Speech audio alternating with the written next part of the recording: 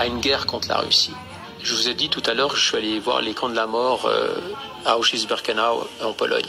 C'est l'armée rouge qui les a libérés en janvier 45. Tous les mois de janvier, on fait la commémoration. Les seuls qui ne sont pas invités, c'est les Russes. Depuis 20 ans, chaque fois qu'on a pu les humilier, on les a humiliés. On a vécu une chose horrible en matière de crime organisé, c'est même pas du terrorisme, c'est du crime organisé qui s'appelle l'État islamique. Les seuls qui finalement nous en ont débarrassés, ce sont les Russes. En Syrie et en Irak. En Syrie et en Irak, ils ont payé le prix pour ça. Non seulement on leur a pas dit merci, mais on a continué à les humilier. On continue tout le temps à les humilier. Pour eux, on se met à leur place. Ils sont en train de lutter, ils sont en train de mener une lutte de survie.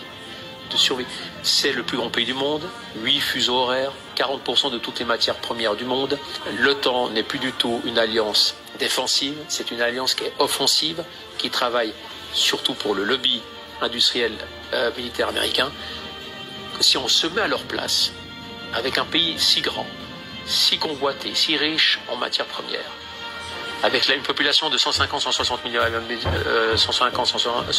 d'habitants qui sont constamment humiliés sur la scène internationale et que le potentiel adversaire se rapproche chaque fois plus jusqu'à aller installer des missiles et des ogives sous les balcons du Kremlin, on ne peut que comprendre qu'à un moment donné, vous savez, vous acculez le chien, vous acculez le faux, vous acculez le chien, à un moment donné il est mort.